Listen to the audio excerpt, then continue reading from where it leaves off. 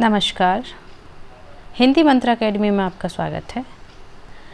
आज हम आदिकालीन रासो साहित्य के बारे में पढ़ेंगे।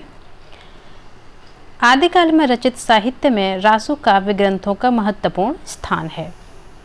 आगे बढ़ने से पहले हम ये समझ लें कि रासो शब्द की व्युत्पत्ति कैसे हुई। इसकी व्युत्पत्ति को लेकर विद्वानों में मतभेद है। सर्वप्रथम गार्सो तासी, जो कि फ्रांसीसी विद्वान हैं, उन्होंने इसकी व्युत्पत्ति को लेकर विचार दिया कि इस रासो साहित्य की व्युत्पत्ति राजसूय शब्द से हुई। इन्होंने विचार दिया कि राजसूय यज्ञ, जो राजसूय यज्ञों का चारण साहित्य में अत्यधिक उल्लेख है, उसी के आधार पर रासो नाम अभिहित किया गया। हालांकि यह अब नहीं माना जाता है या तर्कसंगत नहीं माना जाता है, क्योंकि उसमें दो चीज़ें थी।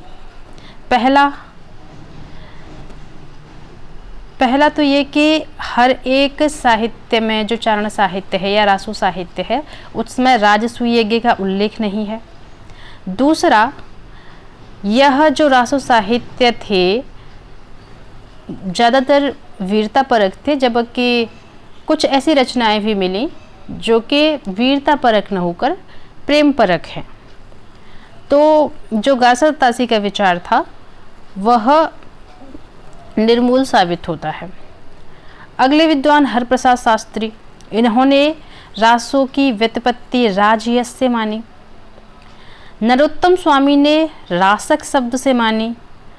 रासक शब्द तो हजारी प्रसाद द्विवेदी ने माना था। मुझे लग रहा है यहाँ पर ये मिसप्रिंट है, ये रसिक शब्द है। नरोत्तम स्वामी ने रसिक शब्द से व्युत्पत्ति मानी थी, रसिक शब्द से व्युत्पत्ति मानी थी रासो साहित्य की, जिसका अर्थ होता था कथा काव्य।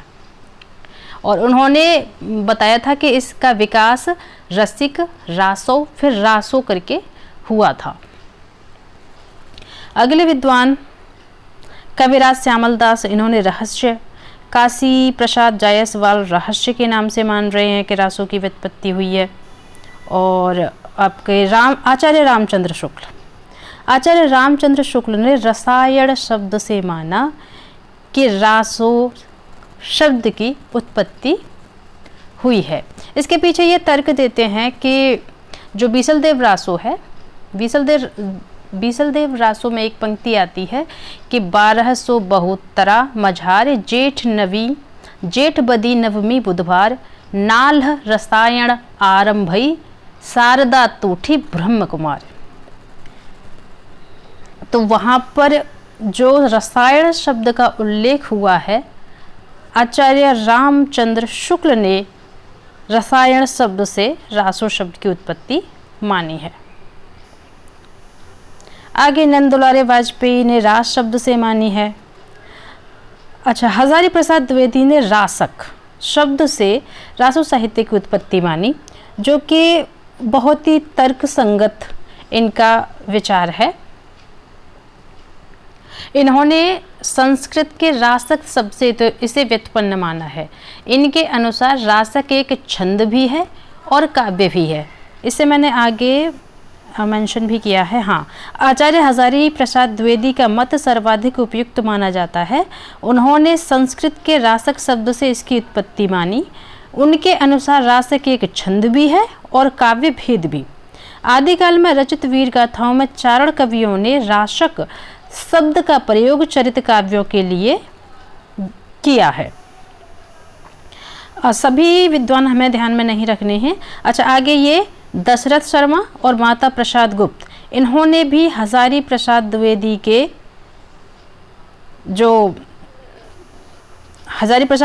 जो मत था उसी में समर्थन दिया। डॉक्टर माता प्रसाद गुप्त एवं डॉक्टर दशरथ शर्मा ने भी आचार्य द्विवेदी के मत का समर्थन किया है। अतः अब यही मत प्रायः मान्य है।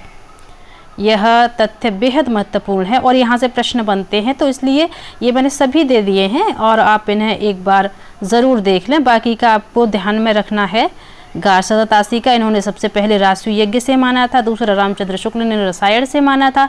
और रसायन किस आधार पे माना था? क्योंकि बीसल देव में एक पंक्ति जो है वो उल्लिखित है। हजारी प्रसाद द्विवेदी ने रासक से माना था, जो कि संस्कृत से व्युत्पन्न है। और इसके अलावा जो हजारी प्रसाद द्विवेदी हैं उनका समर्थन किसने किया था? माता प्रसाद गुप्त ने और गणपति चंद्र गुप्त ने। ठीक है, तो ये हम ध्यान में रखेंगे। अच्छा, आगे चलिए, आगे पढ़ते हैं हम रासो काव्य परंपरा। रासो काव्य परंपरा डॉक्टर गणपति चंद्र गुप्त ने हिंदी रासो काव्य परंपरा को 2 भागों में विभक्त किया है। पहला है धार्मिक रास काव्य परंपरा, दूसरा है ऐतिहासिक रासो काव्य परंपरा। ऐतिहासिक रासो काव्य परंपरा के अंतर्गत वे ग्रंथ आते हैं जिन्हें वास्तविक रूप से आदिकालीन हिंदी रासो काव्य परंपरा में स्थान दिया जा सकता है। चारण कवियों द्वारा रचित वीर गाथा काव्य इसी वर्ग के अंतर्गत आते हैं। अच्छा, यहाँ पर ये बात ध्यान में रखने योग्य है कि इन्होंने रास का वो जो रासो काव्य हैं उनमें से धार्मिक रास काव्य परंपरा और दूसरी है ऐतिहासिक रासो काव्य परंपरा। तो जो धार्मिक रास काव्य परंपरा है इसकी चर्चा हमने जैन साहित्य की जब हम बात कर रहे थे उस वीडियो में की थी, और ये सभी धार्मिक साहित्य में आते हैं और इनकी जो रचनाकार थे वो जैन मुनि थे। आदिकालीन साहित्य के स्मरणीय तथ्य, हालांकि मैंने इनके सभी के नाम फिर से दे रखे हैं यहाँ। रासो काव्य में काव्य ग्रंथ जैसे पृथ्वीराज रासो जिनके रचयिता हैं चंद्रबरदाई, रचना काल इसका 1343 ईस्वी माना जाता है। बीसल देव रासो की रचना की नरपत नाहल ने।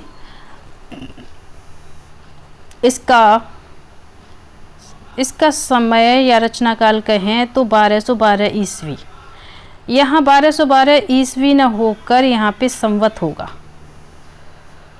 क्योंकि यह किताब हम हमेशा रामचंद्र शुक्ल को लेकर चलेंगे और वहाँ पे उन्होंने 1212 संवत दे रखा है, तो हम उसी को मानेंगे। तो ये यहाँ पे ध्यान रखेंगे कि बीसल देव रासो नरपति नाल ने लिखा है और इसकी रचना काल है इसका क्या 1212 संवत। परमल रासो के रचयिता जगनक हैं। खुमान रासो के रचयिता दलपति विजय हैं और इनका रचना काल 1729 ईस्वी है। इसमें भी मतभेद है, ये मुझे इसमें भी डाउट है, क्योंकि खुमान रासो शुक्ल जी ने 800 से 1000 संवत के बीच में माना था और उन्होंने 3 खुमान का कंसेप्ट दिया था कि ये 3 राजा थे खुमान के नाम से। अच्छा, अगली रचना है विजयपाल रासो। इसके रचयिता हैं नल्ल सिंह। इनका समय काल रचना काल कहें तो 16वीं शती ईस्वी है। हम्मीर रासो सारंगधर ने इसे रचा और इसका रचना काल 1357 ईस्वी। अच्छा, हम जो बात कर रहे थे अभी धार्मिक साहित्य की, ये जो है धार्मिक रास काव्य परंपरा, तो इसमें ये रास काव्य वो जैन साहित्य में, हम इसकी चर्चा जैन साहित्य में कर चुके हैं और वहाँ पे हमने इसे पूरा डिटेल में जाना था। अगर आप यहाँ मैंने नाम ज़रूर दे दिए हैं, लेकिन अगर आप इसे और अच्छे से पढ़ना चाहते हैं, विस्तार से पढ़ना चाहते हैं, तो आप हमारे पिछले वाले जो वीडियो हैं उन्हें जाके एक बार देख सकते हैं। तो उसमें भरतेश्वर बाहुबली रास सालेभद्र सूरी ने लिखा, बुद्धि रास सालेभद्र सूरी का ही है, चंदलवाला रास, जीवदया रास, ये सभी रचना रेवंतगिरी रास विजय सूरी का, पंच पांडव चरित रास सालेभद्र सूरी का। अच्छा, ये तो हो गए आपके रास काव्य जो कि जैन मुनियों ने लिखे। दूसरा, इनके अतिरिक्त भी इस काल की कुछ अन्य पुस्तकें हैं जो जैसे कि जयचंद्र प्रकाश भट्ट केदार ने लिखी, जय मयंक जस चंद्रिका मधुकर कवि ने लिखी, विद्यापति पदावली, ये बेहद महत्वपूर्ण रचना है विद्यापति पदावली जो कि विद्यापति ने लिखी, और विद्यापति की इसी रचना की वजह से उन्हें मैथिल कोकिल कहा जाता है। इसकी रचना मैथिली में हुई थी, तो इसे हम ध्यान में रखेंगे। अगली रचना है ये खुसरो की पहेलियाँ। इसे तो आप जानते ही, अमीर खुसरो ने लिखा। और ये है ढोला मारूरा दूहा, ये कुशल लाभ की रचना है। एज अ फैक्ट हमें ये पता होना चाहिए। अच्छा, रासो साहित्य की विशेषताएं, हमने जब शुरुआत में आदिकालीन साहित्य की विशेषताएं करके जो वीडियो बनाए हैं, जो मेरी शुरुआती वीडियो है आदिकालीन साहित्य की परिस्थितियाँ, प्रवृत्तियाँ, विशेषताएं, तो उसमें हमने बड़े ही विस्तार से इन सब चीज़ों के बारे में जाना था। यहाँ पर फिर भी मैंने एक शॉर्ट में दे दिए हैं ये सारी चीज़ें, जिससे कि आपका रिवीजन भी हो जाए। लेकिन आपको विस्तार से अगर इनको पढ़ना है तो आप हमारी पिछली वीडियो में जाके एक बार उन्हें चेक कर सकते हैं, देख सकते हैं। तो रासो साहित्य की विशेषताएं में ऐतिहासिकता का अभाव है। तो ये पूरा मैंने पिछली वीडियो में पूरा अच्छे से एक्सप्लेन करा है कि ऐतिहासिकता अभाव, जबकि ये ऐतिहासिक काव्य हैं, ऐतिहासिक इनके जो चरित्र हैं, इनके जो चरित्र नायक हैं वो ऐतिहासिक व्यक्ति हैं, उसके बावजूद भी इसमें ऐतिहासिकता का अभाव है। युद्ध वर्णन में सजीवता, युद्ध वर्णन में सजीवता इसीलिए क्योंकि उस समय के जो चारण कवि थे वह सिर्फ कलम ही नहीं चलाते थे, वो तलवार भी चलाते थे, राजाओं के साथ वह युद्ध में भी जाते थे। इसलिए जो युद्ध का उन्होंने जो वर्णन किया है वह बहुत ही अद्भुत है। दूसरा, प्रामाणिकता में संदेह, अच्छा वो है यहाँ पे संदेह होना चाहिए, प्रामाणिकता में यहाँ पे ये गलत टाइप हो गया है। तो अगला है वीर एवं श्रृंगार रस के प्रधानता। इनमें रासो काव्य, जितने भी रासो काव्य हैं उनमें या तो वीर रस और आपका श्रृंगार रस की प्रधानता है।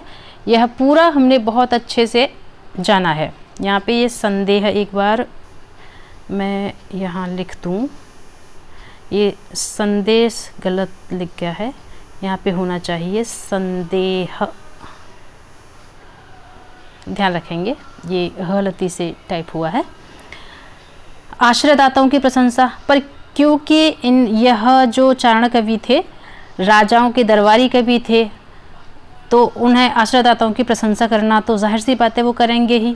संकुचित राष्ट्रीयता, संकुचित राष्ट्रीयता, जो जितने भी राजा थे आदिकाल के समय के, वो अपने जो भी 10-5, 10-20 जो भी उनके गांव उनके अपने आधिपत्य में आते थे, वह उसे ही अपना देश समझते थे और बाहर क्या हो रहा है उससे वह कोई मतलब नहीं रखते थे। नहीं तो हमारा देश इतने ज़्यादा दिनों तक परतंत्र नहीं रहता।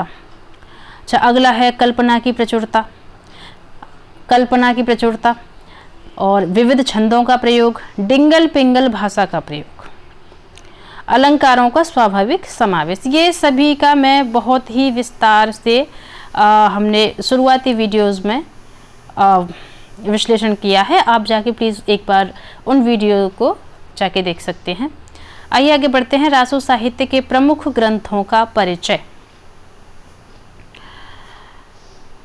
अच्छा, तो यहाँ पर दलपति विजय ने खुमाण रासो लिखा, समय है इसका 9वीं सदी और रस वीर रस में है, भाषा इसकी राजस्थानी है, काव्य रूप प्रबंध काव्य में लिखो।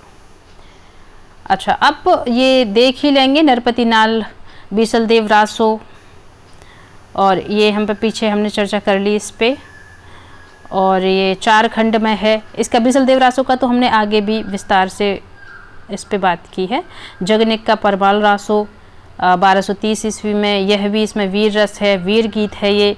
चंद बरदाई के पृथ्वीराज रासो और वीर रस है इसमें, और इसमें ये 69 समय या सर्ग हैं या अध्याय हैं, भाषा इसकी डिंगल है, और ये प्रबंध काव्य है। केदार भट्ट का जयचंद्र प्रकाश, अभी हमने ऊपर बात कर ली है इस पे। सारंगधर हम्मीर रासो, नल्ल सिंह विजयपाल रासो, श्रीधर का रणमल्ल छंद, और आचार्य रामचंद्र शुक्ल ने लिखा है चंद बरदाई हिंदी के प्रथम महाकवि माने जाते हैं, और इनका पृथ्वीराज रासो हिंदी का प्रथम महाकाव्य है। अच्छा, आइए अब हम जो प्रमुख हमारे रासो साहित्य हैं, वैसे तो कई सारे हैं, लेकिन हम जो प्रमुख है 4-5, तो उनकी हम थोड़े से विस्तार में बात कर लेते हैं।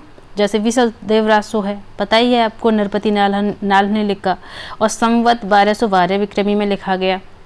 इसके जो चरित्र नायक हैं वो विग्रह राज चतुर्थ हैं, जिन्हें बीसल देव भी कहा जाता है। यह वीर गाथात्मक न होकर मूलतः विरह काव्य है। आचार्य शुक्ल ने वीर काव्य परंपरा का प्रथम ग्रंथ बीसल देव रासो को स्वीकार किया है। लगभग 2000 चरणों में है यह जो रासो काव्य है, यह लगभग 2000 चरणों में। अच्छा, इसमें 4 खंड हैं। 4 खंडों में पहला है मालवा के भोज परमार की पुत्री राजमती से सांभर के बीसल देव का विवाह होना, बीसल देव का राजमती से रूठकर उड़ीसा की ओर प्रस्थान करना तथा वहां 1 वर्ष तक रहना। तीसरा खंड में राजमती का विरह वर्णन तथा बीसल देव का उड़ीसा से लौटना। चौथा खंड है इसका भोज का अपनी पुत्री को अपने घर ले जाना तथा बीसल देव का वहां जाकर राजमती को फिर से चित्तौड़ लेकर आना। यह बीसल देव की पूरी कथा है। अच्छा, भाषा इसकी देखें तो भाषा राजस्थानी है, ऐसा शुक्ल जी मानते हैं। यह गेय काव्य होने के कारण इसकी भाषा में बहुत कुछ फेर बदल होता रहा है। जितने भी गेय काव्य हैं रासो साहित्य की, यह भी एक विडंबना रही है कि गेय काव्य होने की वजह से वो लगातार उनकी भाषा के साथ लगातार फेरबदल होता रहा है। अच्छा, अगले काव्य की बात करें तो यह है पृथ्वीराज रासो, चंद्रवरदाई ने लिखा, संवत 1225 से 1249 ईस्वी। चंद्रवरदाई यह हिंदी के प्रथम महाकवि माने जाते हैं और इनका पृथ्वीराज रासो हिंदी का प्रथम महाकाव्य है, ऐसा शुक्ल जी का मानना है। पृथ्वीराज रासो की प्रामाणिकता के विषय में पर्याप्त विवाद रहा है। कुछ लोग इसे प्रामाणिक मानते हैं, कुछ अप्रामाणिक मानते हैं और कुछ अर्ध प्रामाणिक मानते हैं। प्रामाणिक मानने वालों में जो विद्वान हैं वो हैं श्याम सुंदर दास, मिश्र बंधु, मोहनलाल विष्णुलाल पंड्या, कर्नल टाट। और जो अप्रामाणिक मानते हैं वे विद्वान हैं आचार्य रामचंद्र शुक्ल, देवी प्रसाद, कविराज श्यामल दास, गौरी शंकर, हीराचंद ओझा, बूल्हर, मुरारी दीन या दान करके जो भी है। अर्ध प्रामाणिक मानने वाले विद्वान हैं मुनिजिन विजय, आचार्य हजारी प्रसाद द्विवेदी, डॉक्टर सुनीति कुमार चटर्जी, डॉक्टर दशरथ ओझा। इनको आप ज़रूर ध्यान में रखिए, ये इनमें से एक न एक प्रश्न ज़रूर बनता है। किसी भी हिंदी की किसी भी परीक्षा में यहाँ से प्रश्न आने की संभावना रहती ही है। तो आप ये बार बार रिवाइज करें, देखें और इसे याद कर लें। आगे पृथ्वीराज रासो 2500 पृष्ठों का बहुत बड़ा ग्रंथ है, जिसमें 69 समय या अध्याय हैं। इसमें सभी छंदों का प्रयोग हुआ है। मुख्य रूप से कवित्व, छप्पय, दोहा, तोमर, तोटक, गाहा और आर्या। जिस प्रकार कादंबरी के पिछले भाग को बाण के पुत्र ने पूरा किया, वैसे ही पृथ्वीराज रासो के पिछले भाग को चंद के पुत्र जल्हण ने पूरा किया था। यहाँ पे आपको इस फैक्ट के साथ एक तथ्य और हो गया कि कादंबरी किसने लिखी? बाण ने। और इसे पूरा किसने किया था? बाण के पुत्र ने। उसी प्रकार पृथ्वीराज रासो के पिछले भाग को किसने पूरा किया? जल्हण ने। जब शहाबुद्दीन गौरी पृथ्वीराज को कैद करके गजनी ले गया, तब कुछ दिनों बाद चंद्रबरदाई भी वहीं गए। जाते समय कवि ने अपने पुत्र जल्हड़ के हाथ में रासो की पुस्तक देकर उसे पूर्ण करने का संकेत किया।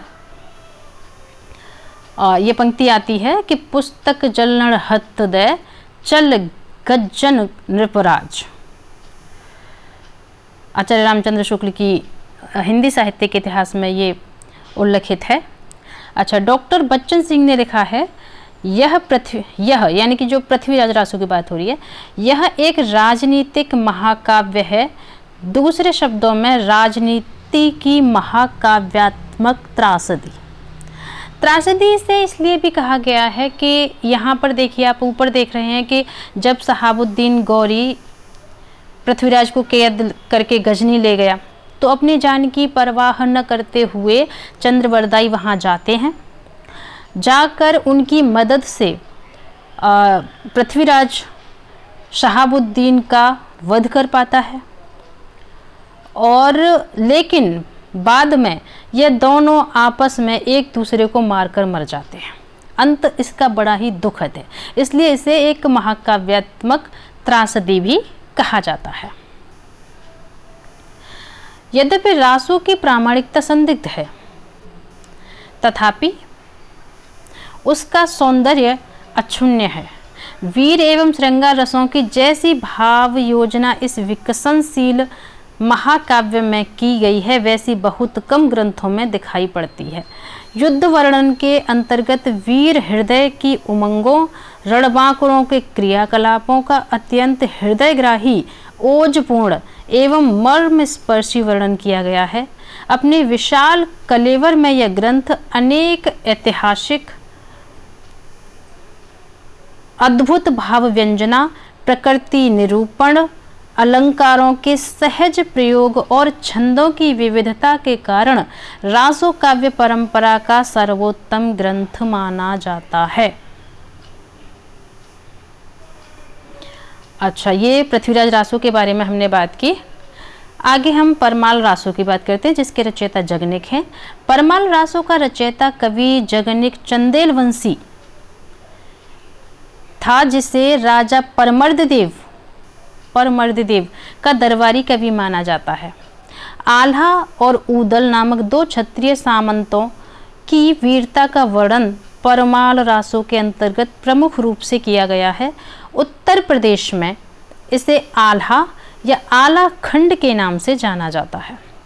आला खंड नाम से चार्ल्स इलियट ने सर्वप्रथम इसका प्रकाशन कराया था, जिसके आधार पर डॉक्टर श्याम सुंदर दास ने परमाल रासो का पाठ निर्धारण कर उसे नागरी प्रचारणी सभा से प्रकाशित कराया।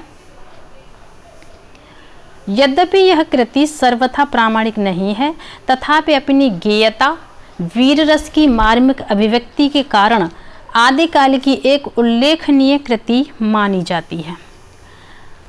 अगली रचना खुमाण रासो, जिसे दलपति विजय ने लिखा। इस ग्रंथ का चरित्र नायक मेवाड़ का राजा खुमाण द्वितीय है। अन्य रासो काव्य ग्रंथों की भांति इसका रचना काल भी संदिग्ध है। अच्छा, इसके अलावा अन्य प्रमुख कवियों की अगर हम बात करें तो आदिकाल में विद्यापति प्रमुख कवि रहे हैं। विद्यापति के गुरु का नाम पंडित हरि मिश्र था। विद्यापति बिहार प्रांत के दरभंगा जिले के विपसी नामक गांव के निवासी थे। विद्यापति तिरहुत के राजा शिव सिंह और कीर्ति सिंह के राज दरबारी कवि थे। विभिन्न विद्वानों ने विद्यापति को श्रृंगारी, भक्त एवं रहस्यवादी कवि माना है, जो कि इस प्रकार है। अच्छा, श्रृंगारी कवि इन्हें किस किसने माना है? श्रृंगारी कवि मानने वाले विद्वान हरिप्रसाद शास्त्री, रामचंद्र शुक्ल, सुभद्रा झा, रामकुमार वर्मा और रामवृक्ष बेनीपुरी। भक्त कवि मानने वाले विद्वान बाबू ब्रजनंदन सहाय, श्याम सुंदर दास, हजारी प्रसाद द्विवेदी। अच्छा, रहस्यवादी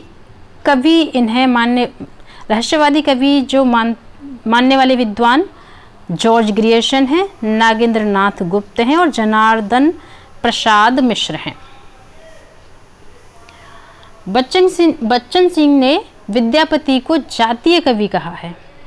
महामहोपाध्याय हरप्रसाद शास्त्री ने विद्यापति को पंचदेवोपासक स्वीकार किया है। विद्यापति शैव संप्रदाय के कवि थे। विद्यापति कृत कीर्तलता की रचना भृंग भृंगी संवाद के रूप में हुई है। अच्छा, यहाँ भृंग भृंगी संवाद से याद आया कि हजारी प्रसाद द्विवेदी ने पृथ्वीराज रासो को सुख सुखी संवाद के रूप में उसकी रचना हुई माना है। तो ध्यान रखिएगा, उससे आपको कन्फ्यूज़ होने की ज़रूरत नहीं है कि विद्यापति कृत कीर्तलता की रचना भृंग भृंगी संवाद के रूप में हुई है। अच्छा, इनकी मैथिली में जो रचनाएं हैं वो पहली है पदावली और दूसरी है गोरक्ष विजय, जो कि इनका नाटक है। इसमें गद्य का भाग संस्कृत में है तथा पद्य भाग मैथिली में है। और पदावली को सभी जानते हैं कि पदावली की वजह से ही इन्हें मैथिल कोकिल कहा जाता है। अवहट्ट में इनकी रचनाएं हैं कीर्तिलता और कीर्तिपताका। इनकी जो रचना संस्कृत में है उनका उल्लेख हम पहले कर चुके हैं, हमारी पिछली वीडियो में आप जाकर देख सकते हैं। जब हम धार्मिक साहित्य की बात कर रहे थे वहाँ संस्कृत में इनकी काफ़ी रचनाएं हैं, उनका उल्लेख हम कर चुके हैं। अच्छा, एक महत्वपूर्ण कवि और रह जाते हैं आदिकाल में, वो है अमीर खुसरो। 1253 से 1325 ईस्वी इनका समय काल रहता है। अमीर खुसरो का वास्तविक नाम अब्दुल हसन था। अमीर खुसरो निज़ामुद्दीन औलिया के शिष्य थे। अमीर खुसरो खड़ी बोली के आदि कवि कहे जाते हैं। इतिहास के विद्वान डॉक्टर ईश्वरी प्रसाद ने अमीर खुसरो को महाकाव्य कवियों में राजकुमार की संज्ञा दी। इस तरह के तथ्य हमेशा महत्वपूर्ण होते हैं क्योंकि ये परीक्षाओं में इन्हें पूछने की संभावना बहुत ज़्यादा होती है। खुसरो के महत्वपूर्ण ग्रंथ हैं खालिकबारी, पहेलियाँ, मुकरियाँ, दो सुखने, गज़ल आदि। अच्छा, इनकी काव्य पंक्तियाँ मैंने नहीं दी हैं क्योंकि वीडियो बहुत बड़ा हो जा रहा था और मेरा आज यह था कि आदिकाल को हम कई वीडियो में पढ़ रहे हैं, कई सारे वीडियो हमने इस पर छोटे छोटे कई सारे वीडियो बना दिए हैं हमने। तो आज ये था कि मैं आदिकालीन साहित्य को समाप्त करूं। हालांकि इसमें जो रचनाएं हैं जैसे पृथ्वीराज रासो हैं तो उस पर तो एक अलग पूरा वीडियो बनाया जा सकता है और यूजीसी नेट में तो पृथ्वीराज रासो रचना लगी हुई है, तो वहाँ पर तो आपको डिटेल में पढ़नी ही है। यहाँ पर एक परिचय था जो कि हमने जाना, मुख्य रचनाओं का परिचय हमने जाना और उम्मीद करती हूँ कि यह जो विश्लेषण हमने किया है वह आपके लिए उपयोगी साबित होगा। साहित्य के सभी अभ्यर्थियों से अनुरोध है कि क्लास को ज़्यादा से ज़्यादा लाइक करें, शेयर करें। चैनल पर पहली बार आए हैं तो चैनल को सब्सक्राइब ज़रूर करें। मिलते हैं आपसे ऐसे ही उपयोगी वीडियो में, तब तक के लिए धन्यवाद।